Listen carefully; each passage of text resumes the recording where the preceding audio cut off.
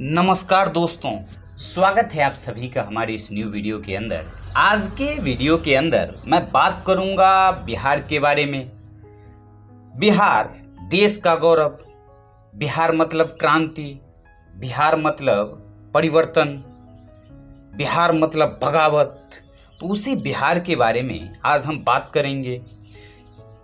German विद्वान Max Muller की इस पंक्ति के साथ, यदि हमसे पूछा जाता है कि जीवन की सबसे बड़ी समस्याओं पर सबसे अधिक गहराई से किसने विचार किया है और इसका समाधान पाया है, तो मैं कहूँगा इसका उत्तर है भारत, और भारत में भी बिहार।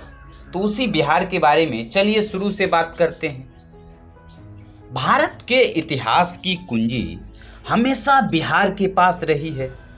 अब इतिहास का चक्र घूमकर फिर बिहार पहुंच गया है। अब बिहार को तय करना है कि भविष्य का भारत कैसा होगा। वह असंख्य गृह युद्धों से घिरा हिंदुत्व और छद्म विकास के दोहरे पाटों में पिसता देश होगा, या नए मानवीय मूल्यों और नए समाज का सर्जक भारत। देश की आंखें अब निरंतर बिहार की ओर रहेगी। इसका मतलब यह नहीं है कि बिहार आदर्श है। इसका मतलब यह भी नहीं है कि बिहार की जनता ने जिन लोगों को चुना है वे ही श्रेष्ठतम हैं, सही और चुने जाने लायक थे। और इसका मतलब यह भी नहीं है कि बिहार की जनता के चयन में ढेरों पुरातन और रूढ़िबद्ध बातों ने अपनी भूमिका अदा नहीं की है। इसका मतलब बहुत सीधा है कि बिहार की जनता और उसके चुने गए शासकों ने अपने आप को एक ऐसी परीक्षा में डाल दिया है जिन पर उनको खरा उतरना ही होगा। ये चुनाव इतने दूरगामी और इतने महत्वपूर्ण होंगे, यह चुनाव घोषणा से लेकर प्रचार और मतदान तक इस कदर स्पष्ट नहीं था, पर परिणामों ने सामयिक इतिहास के पन्नों पर यह लिखा कि बिहार को एक बड़ी चुनौती में खुद की परीक्षा लेने से भी कोई गुरेज नहीं है, और वह लोकतंत्र का इस्तेमाल अपनी खुद की जड़ता और अवरोध को तोड़ने में करना चाहता है। यह बात अप्रासंगिक है कि बिहार ने किन्हें चुना है। प्रासंगिक यह है कि उसने जिन्हें चुना उन्हें क्यों चुना। और इस बार यह भी बहुत स्पष्ट है कि बिहार की जनता ने चुने गए लोगों के माथे पर सत्ता का नहीं, जन भावना और जिम्मेदारियों का ताज रखा है। ये जिम्मेदारियां बिहार के पुनर्निर्माण की हैं। ये जिम्मेदारियां इस बात को महसूस करने की है कि यह प्रांत हजारों सालों से विचार और कर्म की, संसाधन और भावना की, गतिशीलता और पुरुषार्थ की वह सब ठाठी रखता रहा है जिसके बूते पर वह एक नए और उन्नत जीवन का सपना साकार कर सके। ये जिम्मेदारियां बिहार की जनता को उसका आत्मसम्मान, उसका गौरव वापस लौटाने की है, जो कुछ दशकों में देश के हर हिस्से में खंडित होता रहा है। ऐसा बिल्कुल भी नहीं है कि एक चुनाव और एक सरकार उन गहरे सामाजिक अंतर्विरोधों और समस्याओं का अंतिम निराकरण कर देगी, और ऐसा भी नहीं है कि आने वाले कुछ सालों में बिहार कोई आदर्श राज्य बन जाएगा। परंतु ऐसा जरूर होना चाहिए कि परिवर्तन की सामूहिक इच्छा शक्ति का चक्र अदम्य रूप से बढ़ता दिखे। ऐसा भी जरूर होना चाहिए कि जिन मुद्दों को लालू यादव और नीतीश कुमार से संबोधित किया है, उनकी मजबूत नींवों के निर्माण में आने वाले 5 सालों तक उनके हाथों को लगा हुआ दिखना चाहिए। इस बार इसका परीक्षण बिहार ही नहीं, समूचा भारत करेगा। इसलिए माननीय लालू जी और नीतीश जी, आपके पास बचने का, भटकने का, गुमराह होने का, भ्रम में रहने का, मुगलाते पालने का, सत्ता की आजमाइश करने का और स्वयं को बिहार का भाग्य विधाता समझने का कोई रास्ता नहीं है। अब आपके सामने सिर्फ एक रास्ता है, जनता की अपेक्षाओं और अपने वायदों पर पूरा उतरने का।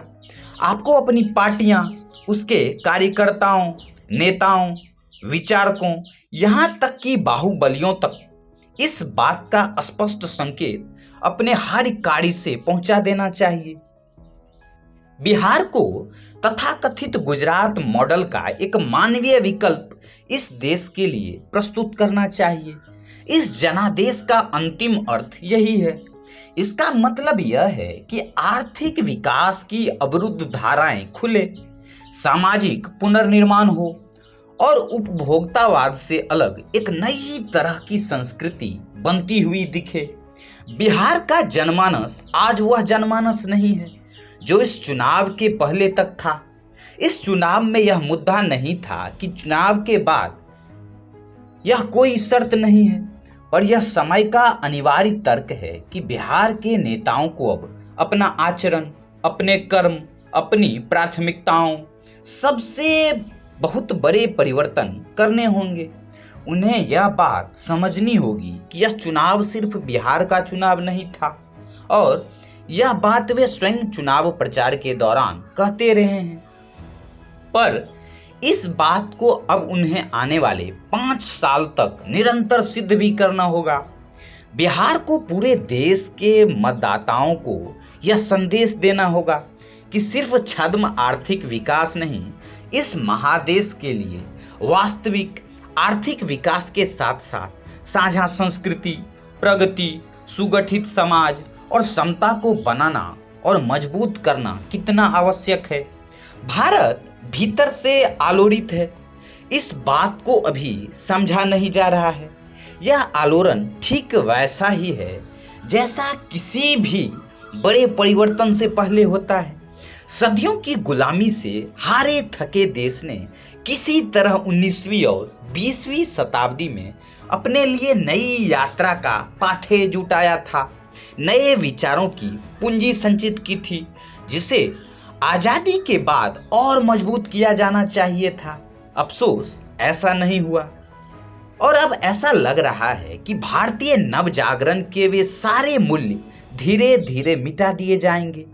ऐसी स्थिति में भारत के सामने दोहरी चुनौती है कि भौतिक विकास के साथ साथ आत्मिक विकास के विस्मृत कर दिए गए कार्यभार को वह फिर से अपने लिए जरूरी समझे।